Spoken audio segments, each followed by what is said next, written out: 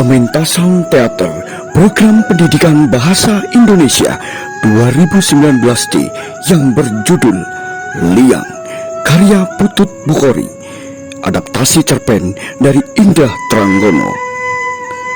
Sinopsis: berkisah dari seorang anak buruh cuci yang bernama Wasti, pergi merantau ke Jakarta demi membebaskan keluarganya dari nasib buruk yang menimpa. Akan tetapi, para tetangganya selalu mengusik dan menyebarkan fitnah tentang pekerjaan Wasti yang tidak jelas. Lalu, bagaimana selanjutnya kisah Wasti dan ibunya dalam menghadapi fitnah dan cercaan tersebut? Inilah pementasan Liang. Selamat menyaksikan.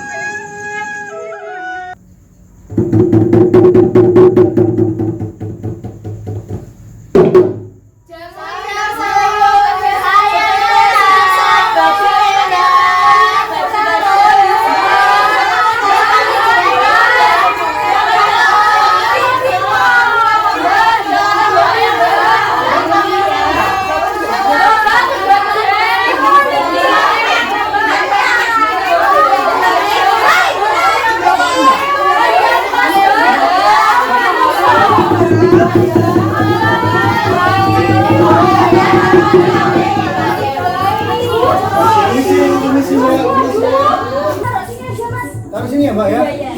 Makasih ya, Mas ya. Mari, Mbak. Assalamualaikum, Mbak. Waalaikumsalam, Mam Cahayu. Sehat, Mbak? Alhamdulillah sehat. Nih apa, Mbak? Wis, Mbak, tadi, Mbak. Wah, ayo. Ayo masuk, Mbak.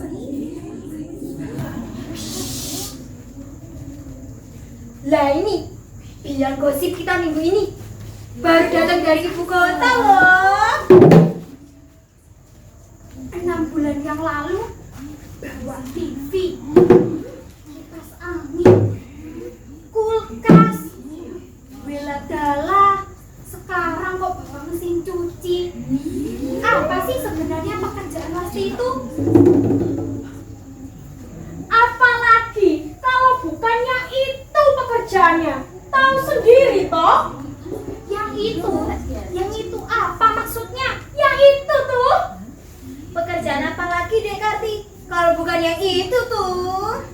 Lah iya loh, baru lulus SMA, kerja di ibu kota, pulang-pulang bawa televisi yang gede, mesin cuci, kulkas, dan bawa uang yang tiada habis-habisnya. Dan yang pasti selalu bawa anak tiap tahunnya. Padahal Wasti belum pernah bawa suaminya ke sini sekalipun. Tapi tiap tahunnya bawa anak. Ajaib. Brengsek bener, sampai. Seperti nggak ada pekerjaan lain. Seperti nggak punya omongan lain. Tiap hari yang diomongkan kok cuma kamu, Mbok. Sudahlah, Mbok. Biarkan orang-orang itu bicara sesuka hatinya. Hidup kita harus berputar, kita harus makan, kita harus bekerja sekuat tenaga, toh, Mbok. Tapi kuping ini ya wis peka. Sudah panas. Gak pagi, siang, sore, bahkan malam sekalipun yang dibicarakan tentang anak kamu, tentang mana suami kamu, tentang pekerjaan kamu. Aduh, dek aku lama-lama bisa darah tinggi. Makanya jangan dipikir berat, Mbok. Oh ya, Mbok, saya sudah belikan pesanan si Mbok loh. Mesin cuci, Mbok. Itu, Mbok. Besok udah tinggal beli sanyo. Dan si Mbok nggak usah capek-capek nimba. Tapi toh, Mbok. Wah, api tenan, Nduk, pasti mahal. Yang penting si Mbok nggak capek, bisa buka usaha cucian loh, Mbok. Dapat penghasilan sampingan, Mbok. Tekan, Mbok. Mantep, Nduk. Bagi si Mbok, yang penting para tetangga yang tukang nerocos itu semua tahu kalau kita ini mampu, nggak perlu kredit-kreditan di tempat rentenir gendut itu. Mbok, ayo Mbok, Mbok masuk, Mbok, ayo. Pelan-pelan, Mbok.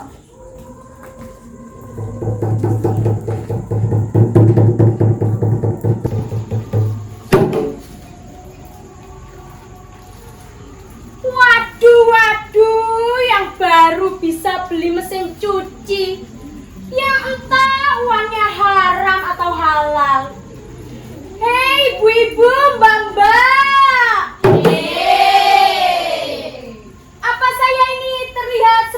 wanita darat? Tidak.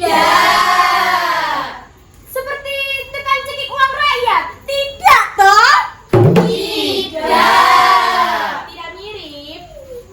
Saya hadir di tengah-tengah panjenengan kan saling menguntungkan. Panjenengan untung dapat barang atau uang pinjaman, saya untung dapat persenan dari panjenengan. Layang gitu? Kalau ada yang bilang saya ini rentenir, ya ndak apa-apa. Yang penting kita sama-sama ikhlas toh? Gangge, rangkep panggil. Dasar masyarakat orang tahu sekolah. Jelas-jelas dihapusnya seperti itu kok, ya manut-manut saja. Sudah. Jangan-jangan mereka itu diguna-guna biar nurut. Dasar pedagang licik. Sugih omongan. Sudah lah, Mbok. Ayo masuk. Aduh, sudah siang nih. Aku harus ke pasar dulu ya, ke dagangan. Oh iya, Dekati. Pancinya nanti sore ya, saya antar ke sini. Mbak Genu, jangan lupa loh, pancinya yang agak gede ya. Mau masalah besar toh Mbak Karti? Hanya untuk syukuran kenaikan pangkat suamiku. Daripada pinjem-pinjem terus, malu sama tetangga. Lebih baik sendiri saja. Ibu-ibu, saya pamit dulu ya. Ibu, saya juga pamit ya.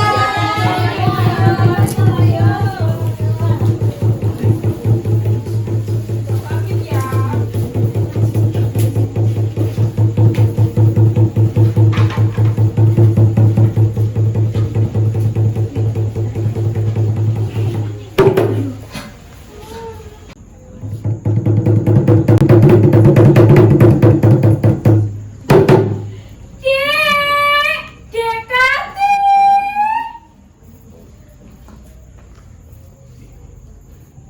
Ini loh Dek, panci pesanannya. Wah, terima kasih ya Mbak Genu. Berapa ini harga pancinya? Ya kalau dibayar cash cukup Rp75.000 saja. Lah kalau nyicil ya Rp20.000 5 kali bayar. Oh ya di korting toh Mbak.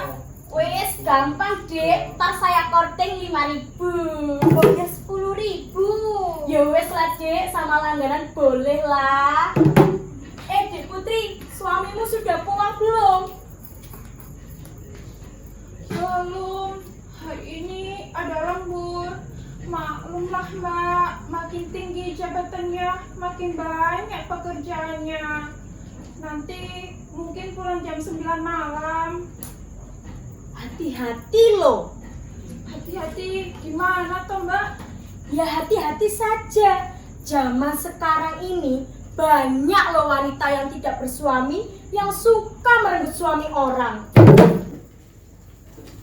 Masa iya sih Mbak Genu? Iya saja. Wanita-wanita seperti itu suka merenggut kebahagiaan keluarga baik-baik. Suka menggoda hanya untuk kesenangan semata. Yang benar. Benar, contohnya saja sudah banyak. Contoh terdekat pun juga ada. Ini sebenarnya kerja Wasti yang sebenarnya itu apa toh? Sedari tadi pagi kok saya nggak mudeng. Kata saudara-saudara saya yang tinggal di Jakarta, ya memang seperti itu. Wanita-wanita seperti itu kerjanya malam hari, kelayapan malam-malam, pergi dugem. Dugem itu apa sih Mbak? Dugem itu ya semacam dunia gemblung, tempat para lelaki hidung belang dan wanita-wanita malam saling bercumbu, saling bermesraan, memadu nafsu, mengumbar kesenangan. Mana ada sih Mbak tempat seperti itu? Wah, ini ketinggalan zaman. Tempat seperti itu ya banyak sekali. Tempat para wanita mengumbar paha dan dada. Tempat tempat syahwatnya, tempat lelaki dan wanita yang bukan suami istri saling berjumbu, saling berdekap erat, memadu nafsu, mengumbar kesenangan, dan terjadilah. Ya memang seperti itu adik, kehidupan di kota-kota besar. Banyak sudut yang menjijikan, banyak orang dengan gampang mendapatkan uang haram, banyak wanita yang menyewakan surga kecilnya hanya untuk penitipan sperma.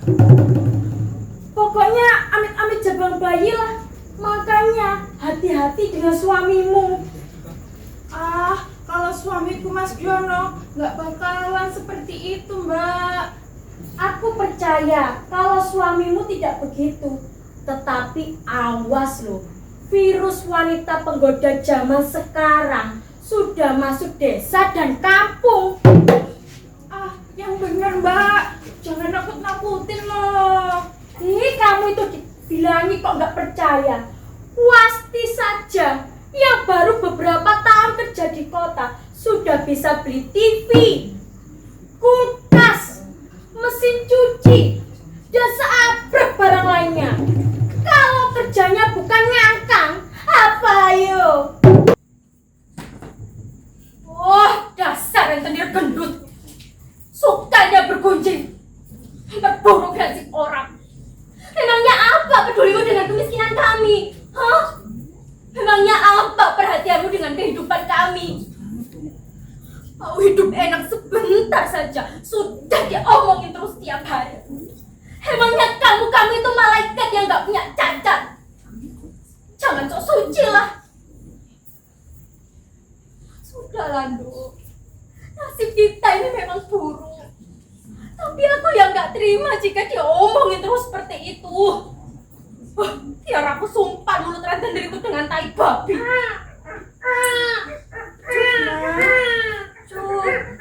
Sudah ya nak, sudah. Jangan ikut kesedihan ibu ya nak. Tidur ya nak, tidur. Nina bobo, oh Nina bobo. Kalau tidak bobo digigit nyamuk. Tidur ya nak.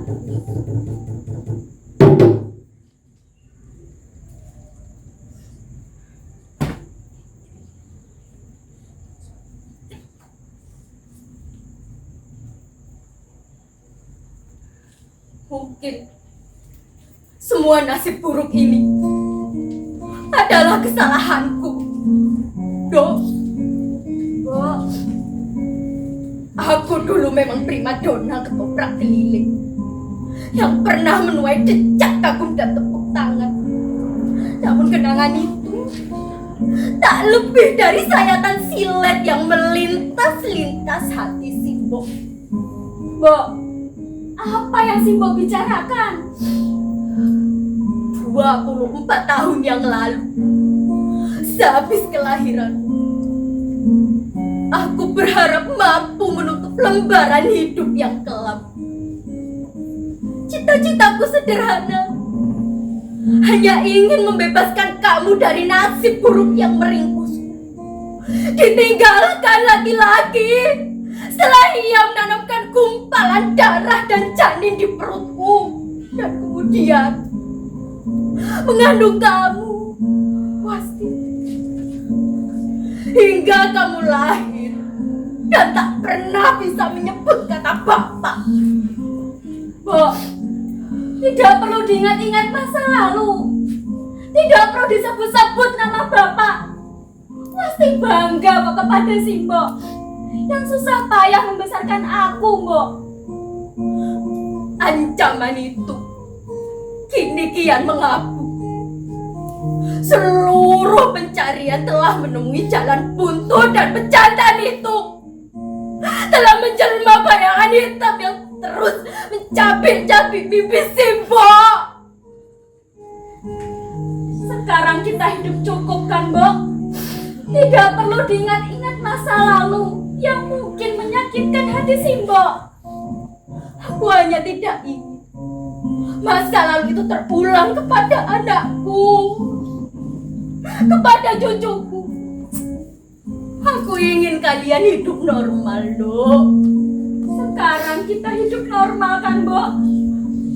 Aku ingin kalian memiliki keluarga yang utuh, yang bisa saling menyayangi, mencintai, saling mendukung, tidak menjadi gunjingan orang, tidak menjadi bahan omongan orang setiap hari. Maafkan Lasti, Mbok. Maafkan Lasti yang tidak bisa hidup sesuai dengan harapan Simbo. Kamu gak salah, Dok. Tetapi aku tidak menjalani hidupku sesuai dengan harapan Simbo. Dan itu karena Simbo gak mampu membiayai kamu. Tetapi tidak semua mutlak kesalahan Simbo. Dulu aku memang menginginkan kamu tumbuh sebagai perempuan yang bisa meniti hidup tanpa tikaman. Tikaman laki-laki pendusta yang baginya tak lebih dari para penyewa liang kehangatan untuk menitipkan sperma. Begitu benih menetes, mereka lenyap tanpa bekas. Simbo kecewa ya dengan Wasti. Makanya saya dulu keberatan. Setelah kamu lulus SMA, impian Simbo luruh, lumer, bersama mahalnya biaya kuliah. Kuliah di perguruan tinggi hanya tinggal sebagai mimpi kosong yang gak akan pernah bisa tercapai, Dok. Mimpi yang hanya tinggal mimpi. Untuk itu, karena beban ekonomi itulah Simbo terpaksa mendorongmu untuk cari kerja ke kota. Meskipun sebenarnya Simbo belum bisa mengikhlaskan betul kepergian. Sebab Simbo gak pernah tahu, Dok, apa yang kamu kerjakan di sana. Sudah masuk.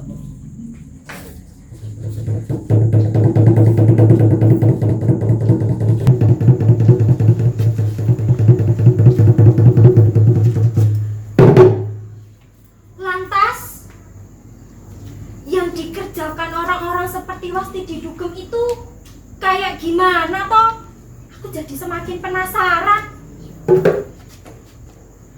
Wanita-wanita semacam itu kalau di kota disebut pramunikmat. Tentu saja mereka akan menjual kenikmatan dengan beberapa imbalan uang.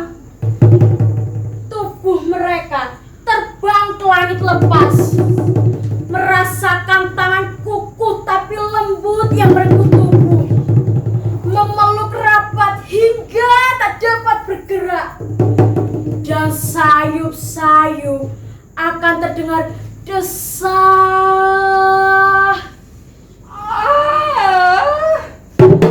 Desah laki-laki yang menerbangkan tubuhnya hingga ke ketinggian tak terbatas. Kok Mbak Genuk tahu persis? Pernah melihat atau pernah merasakan dari dugem ke kasur? Pernah sih, tapi dengan suamiku loh. Sesampainya di kota, waktu itu aku terjebak berbuat dosa dengan laki-laki. Dan ternyata hanya laki hidung belang. Padahal aku sudah telanjur memberikan jiwa ragaku untuknya. Sampai aku rela memberikan liangku untuk menjadi surga kecil laki itu. Namun apa yang dia berikan untukku?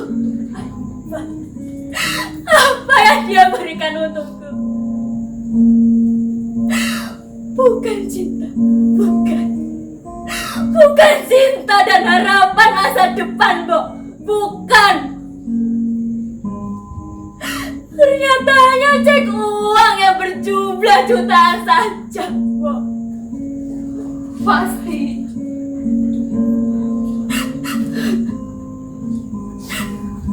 Dan sejak itulah hidup Wasti mulai hancur, Mbok. Impian Wasti seperti si Mbok, Wasti bekerja di luar kota, telah mati terkubur, Mbok. Telah mati. Wasti tahu dan sadar hal itu adalah dosa. Tetapi kalau Wasti menghindar, akan menjadi sayatan luka yang teramat dalam menggores hati Wasti, Mbok.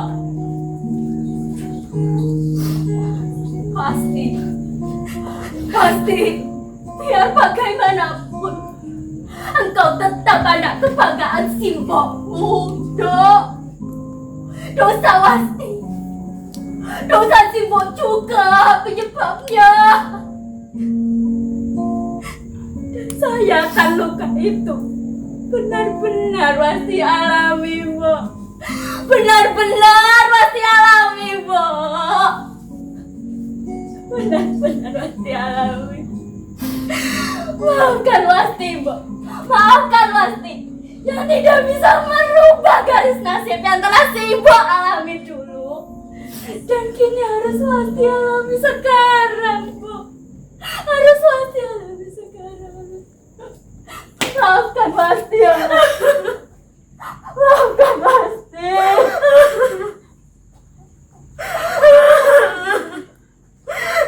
Sudahlah, Dok. Nasib ini kita tanggung bersama, ya, Dok.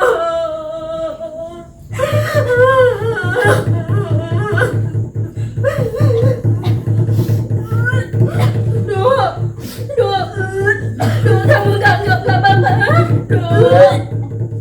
Nah, kamu ambil lagi. Ya ampun, kamu ambil lagi, nak. Ayo masuk, Dok. Ayo masuk.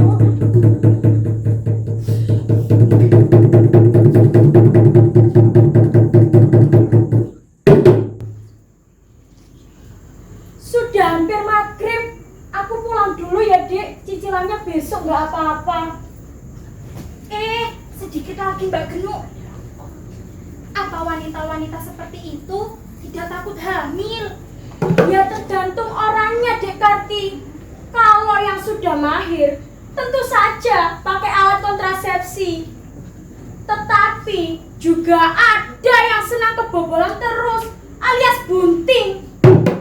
Nah, kalau pulang-pulang dari kota bunting, apa tidak dikira kampung kita ini sebagai tempat pembuangan anak-anak kucing? Ya maklum lah, Mbak Genu, kan musim kawin, jadi musim bunting. Leleh, musim kawin kok setiap hari. Kali ini nggak bisa dibiarkan. Mulutmu itu memang harus disumpah sandal atau disobek sekalian. Gendut, sini kamu. Nggak bisa menekan jantung kamu, ya. Nggak mau lihat orang susah, ya. Masa kamu ejek-ejek. Nasib kamu ini memang sudah jelek. Kamu tahu, keluargaku itu keluarga pendosa. Aku pernah berdosa. Adikku juga pernah melakukan dosa. Cukup. Tetapi kami tidak pernah merugikan orang lain. Tidak pernah mengambil harta orang lain. Tidak seperti kamu. Sampai kepentingan orang lain. Biar gosip makan harta orang lain. Siasat, setan dan busuk. Bajingan kamu, basta!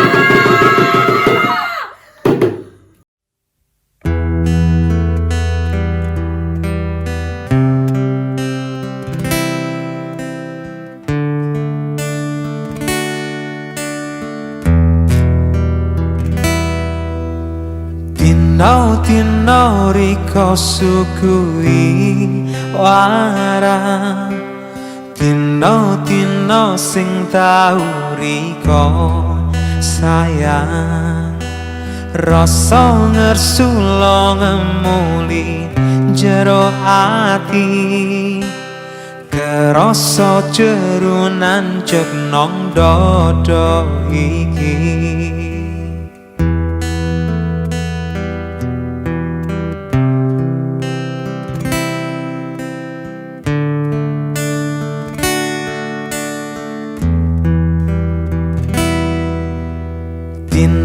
Tino riko